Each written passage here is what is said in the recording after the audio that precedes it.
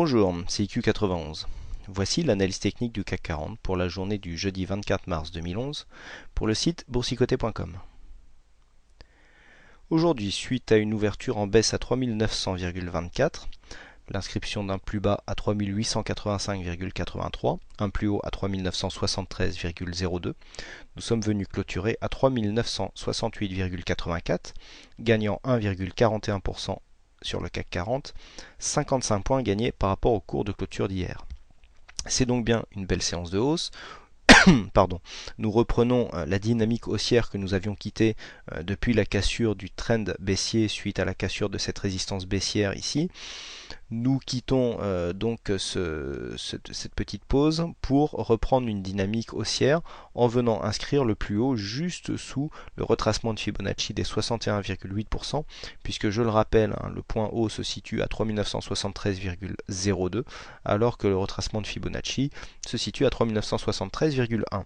Donc vraiment à quelques centièmes de points près, nous venons marquer ce plus haut juste sur ce retracement dont je vous indiquais hier qu'il était un petit peu la zone à franchir en clôture pour inverser cette tendance baissière et lui donner donc une probabilité plus forte de venir rejoindre les précédents plus hauts, à savoir pour cette tendance 4145,70.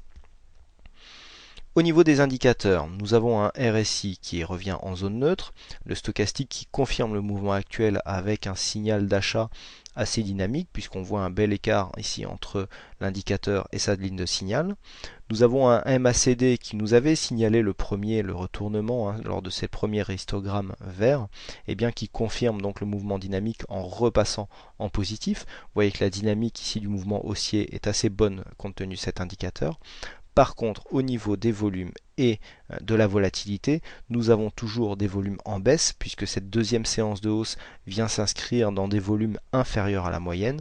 Donc, du point de vue de la force ici de la tendance, je vous rappelle que normalement, dans une tendance haussière, on préfère avoir des séances haussières avec des volumes supérieurs à la moyenne et des séances baissières avec des volumes inférieurs. Là pour l'instant, à part les premières bougies qui avaient impulsé le mouvement où nous avions eu effectivement des volumes supérieurs à la moyenne, la tendance a du mal à se confirmer. Certains le disaient aujourd'hui sur le chat, on est monté sur du vent. Donc attention ici car des montées comme ça sans volume peuvent donner lieu à des retournements assez rapides. Donc d'un point de vue chartiste, on reprend une dynamique haussière puisque nous avons des plus bas qui montent toujours de plus en plus haut ainsi que les plus hauts. D'un point de vue technique, ce que l'on peut remarquer, c'est que cette reprise, suite à la baisse ici que nous avons enregistrée suite à la catastrophe nucléaire survenue au Japon, la reprise intervient vraiment dans des zones très techniques. Regardez bien. Nous avions tracé les Fibonacci en partant de 100 ici jusqu'au plus bas à 3963,9. La première bougie ici était venue inscrire son plus haut juste sous le retracement des 23,6. Le lendemain, on avait eu un plus bas qui était venu confirmer. On a même un gap qui est légèrement ouvert entre ces deux bougies. On était venu marquer un plus bas sur le 23,6, un plus haut juste avant le 38,2. Ensuite, nous avions franchi ce 38,2 qui avait été testé, on était remonté et donc les deux séances d'après ont vu leur résistance, enfin leur point haut proche du retracement de 50%.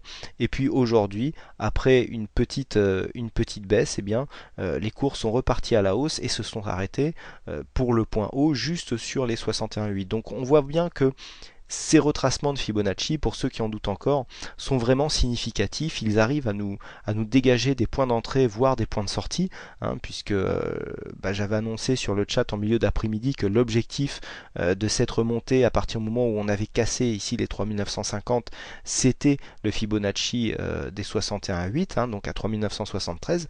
Eh bien, ce plus haut a été atteint avant d'avoir une petite baisse en clôture. Mais voilà, ce sont des zones techniques quand même qui sont données simplement par des ratios qui sont expliqués pour ceux qui ne l'ont pas encore vu, je vous recommande la vidéo que j'ai réalisée sur les retracements de Fibonacci. Eh bien, on retrouve vraiment les principes de ces retracements dans ce mouvement. Voilà, donc c'était important de le dire.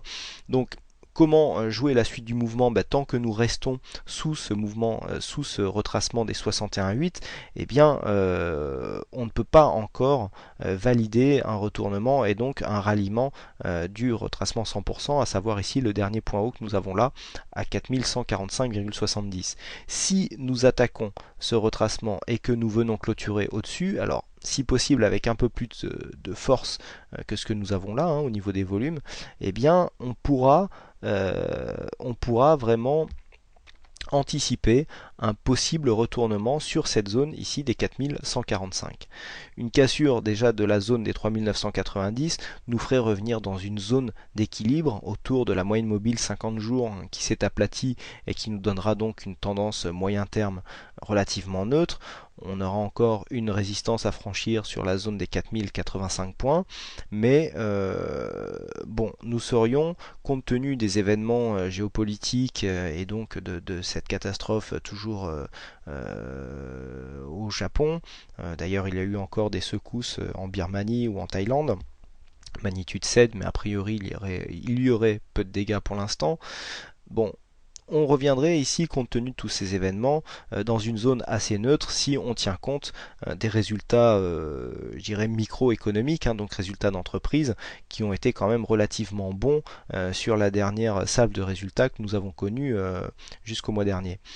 Donc voilà, on pourrait déjà valider cette zone-là. Une cassure ici des 3990 pourrait nous faire rejoindre une zone technique assez importante des 4050. Par contre, ici, si on venait à repasser sous le 38,2, à savoir la zone ici des 3860 points, si on prend le point bas que nous avons là sur cette bougie, eh bien ça nous donnerait 3855. On aurait une forte probabilité de revenir sur la zone assez puissante ici des 3800 points. Voilà ce que l'on peut dire et comment on peut trader cette séance.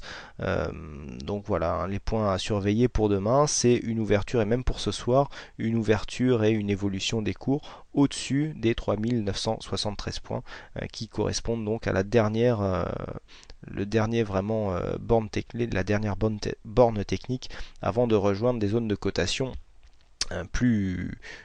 qui collerait plus à la réalité, je dirais. Voilà ce que l'on peut dire donc sur cette analyse technique. Aujourd'hui, le jeu du fixing, c'est moi qui l'ai gagné. Donc comme je vous disais hier, quand c'est l'organisateur qui gagne un jeu, c'est toujours louche. Il y a des fois, il aurait mieux fallu ne rien dire. Mais bon, c'est comme ça. Donc j'emporterai ma coupe au salon, car je vous rappelle que demain, je vous présenterai cette vidéo en direct du salon et donc du stand Active Trade. J'espère que vous serez quelques-uns à venir me rejoindre sur ce stand. Je rappelle que j'ai ouvert un sujet sur le forum pour ceux qui veulent qu'on se donne rendez-vous sur place ou pour donner vos programmes. Donc personnellement, je serai présent toute la journée, donc sur la journée de demain. Je serai présent donc sur le stand Active Trade à quelques moments de la journée, et donc en soirée à partir de 18h approximativement, pour présenter cette analyse vidéo en direct et en public. Voilà, je vous remercie encore une fois à toutes et à tous pour votre attention. Énormément de visites encore sur le site boursicoté.com sur cette journée. Merci donc pour votre fidélité, pour vos nombreuses visites. Et donc je vous donne rendez-vous dès demain pour de prochaines analyses vidéo. Et passez une bonne soirée. Et bon trade!